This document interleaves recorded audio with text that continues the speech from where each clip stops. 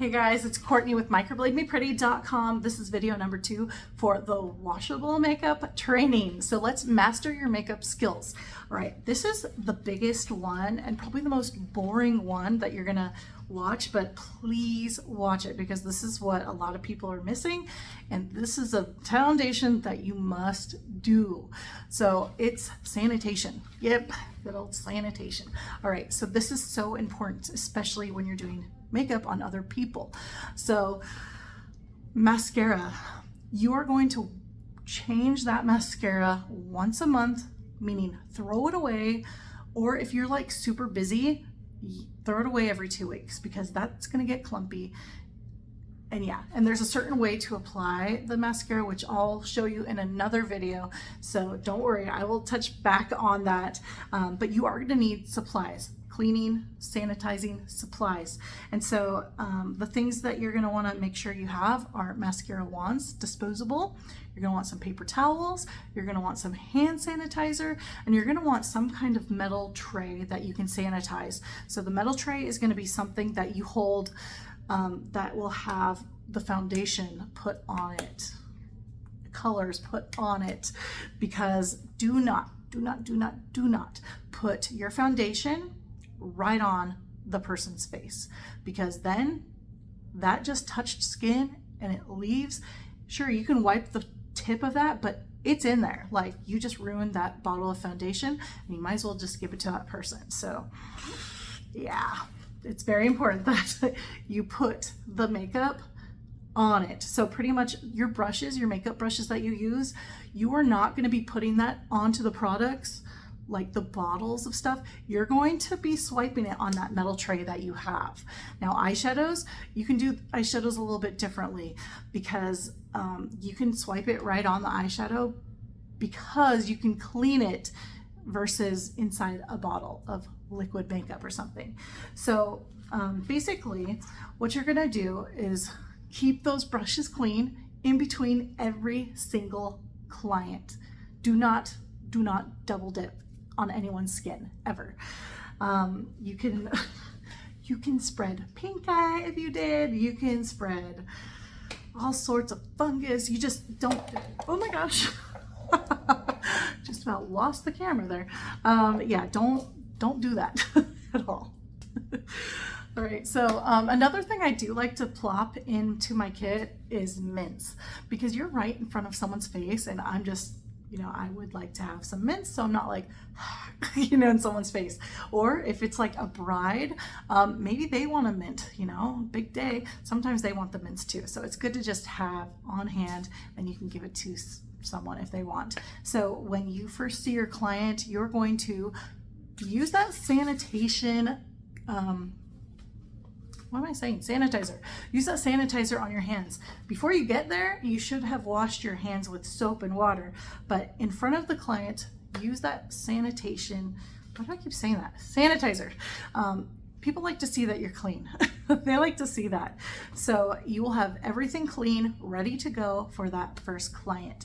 And I'll go over the steps on how to like color match and all that. That will be in other videos. So if this is something that you like to watch or like to learn about, make sure to watch all the videos in this makeup series of Mastering Your Makeup, microblademepretty.com. And you can also get booked too on my .com if you wanted some on-hands, in-person training. So that's where you'll get like the experience and extra details of doing a makeover in person. And I will give you a certificate of completion once you are good to go. There are options for artist kits as well that I'll go over too, because there's many different options. I do have some options that can give you a payment plan, if you don't want to just fork up a makeup kit, because makeup's expensive, it is. So anyways, let's get back to sanitizing.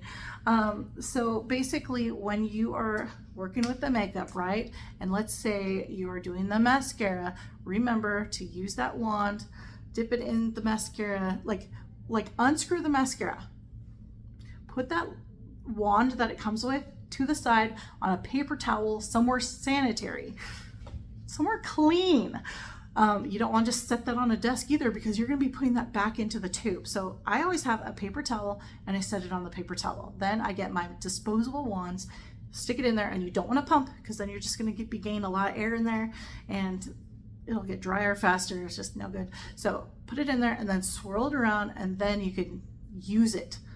Once it's used, that goes into the trash. Either have a bag of trash, like a mini trash bag that you hook somewhere, or put it on that paper towel again. And if you need, to do the other eye, which you will, or another one, every single time, get a new disposable wand. Do not double dip those either. And then when you're completely done, then you can put the original lid wand back in there and store it. It's clean.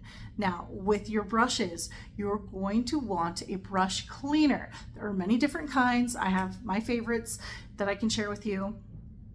Actually, I might as well just share them with you. My ultimate favorite is the Saint brush cleaner, because it smells so good. It makes my brushes smell so good. But it dries really fast too. So if you have multiple people, it dries super fast. So it's not like, oh, I have to wait a day for this to dry.